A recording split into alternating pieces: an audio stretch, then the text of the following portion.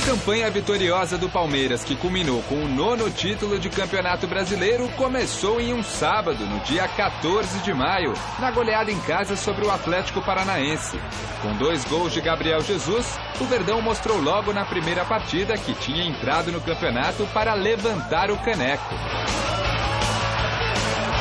A euforia da primeira rodada sofreu um baque uma semana depois, na derrota por 2-1 para a Ponte Preta em Campinas. O Palmeiras vivia um período de turbulência e teve um roteiro parecido nas 2 rodadas seguintes. Vitória sobre o Fluminense em casa e revés no clássico contra o São Paulo no Morumbi. Na 5ª rodada, uma das grandes atuações do time de Cuca no campeonato. Em um jogo tenso, o Palmeiras superou o Grêmio por 4-3 no Pacaembu.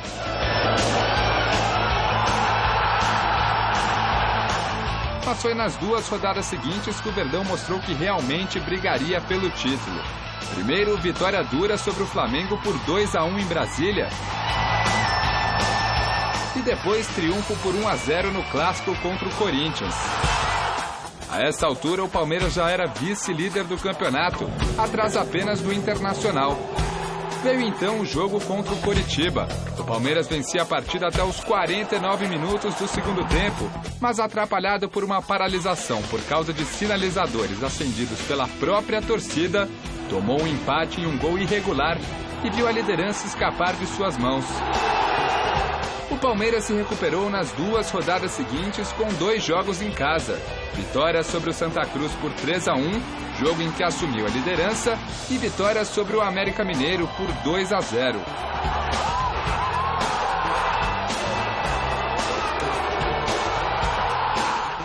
Contra o Cruzeiro em Belo Horizonte, o Verdão sofreu a 3ª derrota na competição, mas uma vitória por 4-0 sobre o Figueirense.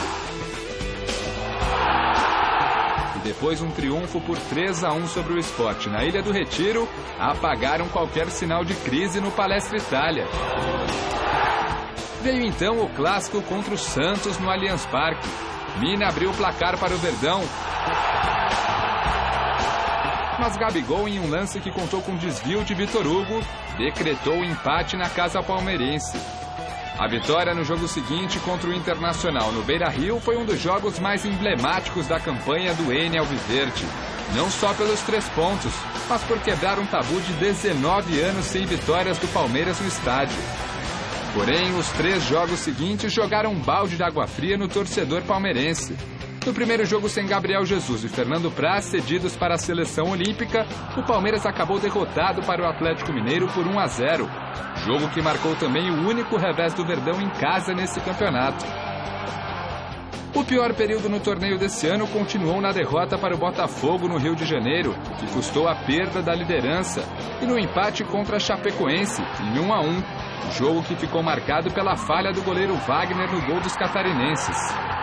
Os resultados negativos, aliados à má performance de Wagner nas partidas, substituindo o já machucado Fernando Praz, acabaram fazendo com que Cuca apostasse no 3º goleiro do time, o até então desconhecido Jailson.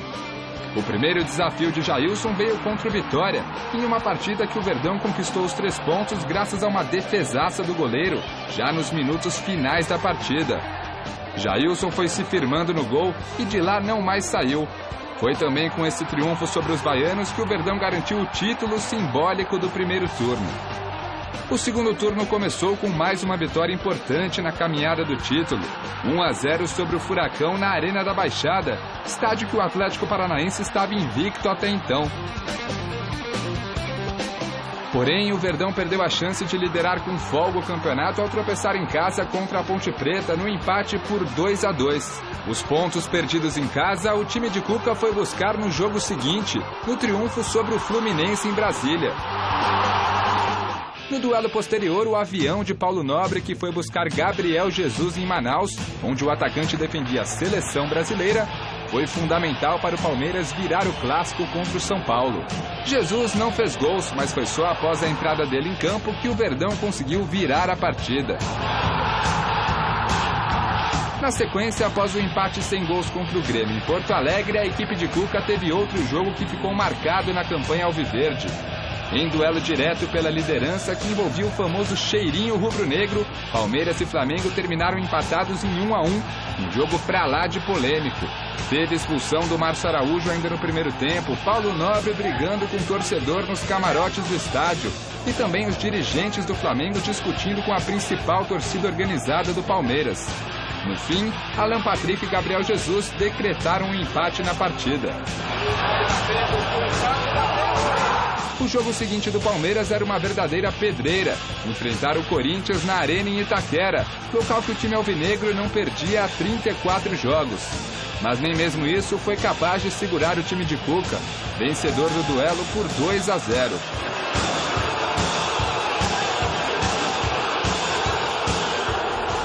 Nas 3 rodadas seguintes, o Palmeiras não deu chances para o azar e fez 9 pontos. Vitórias sobre o Coritiba no Allianz Parque e sobre o Santa Cruz e América Mineiro fora de casa. Na 30ª rodada, com shows no estádio Alviverde, o Verdão mandou o jogo contra o Cruzeiro para Araraquara e o duelo acabou em 0-0. Porém, nessa partida, a cena que ficará marcada na cabeça do palmeirense é a defesa impossível que Zé Roberto fez em cima da linha, salvando um gol certo do Cruzeiro. O lance simboliza muito como foi difícil derrotar o Verdão neste campeonato. Após empatar com o Cruzeiro, o Palmeiras voltou a vencer nas 2 partidas seguintes. 2-1 sobre o Figueirense e 2-1 em cima do Sport. Veio então o clássico contra o Santos na Vila Belmiro. E em um lance de sorte do ataque santista, a bola sobrou para Copete empurrar para as redes. Foi uma derrota dura para o Verdão e que acabou com um período de 15 jogos sem saber o que é perder no Brasileirão. O revés não abalou o time de Cuca na briga pelo título, pois já no jogo seguinte o Verdão conseguiu bater o Internacional pelo placar mínimo e se manter na ponta da tabela. Na reta final do campeonato, o jogo mais complicado para o palmeirense era contra o Atlético Mineiro, lá em Belo Horizonte. Por isso, até a torcida foi dar aquele apoio, lotando o aeroporto de Congonhas antes do elenco viajar para Minas. Durante o jogo, o Verdão se portou bem, saiu até na frente com Gabriel Jesus e mesmo tomando o empate no segundo tempo, comemorou o resultado. Após o empate com o Galo, o Palmeiras ficou bem perto de conquistar o Enia ao bater em casa o Botafogo por 1-0. Além da vitória, o Verdão contou com tropeços dos principais rivais para ficar a apenas 1 ponto do título.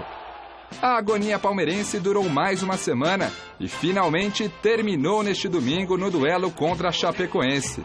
Após 22 anos de jejum, o palmeirense está agora livre para comemorar o 9º título de Campeonato Brasileiro. Que a dureza do prêmio não tarda e o Palmeiras no ator da partida, transformando a lealdade em padrão, sabe sempre levar de vencido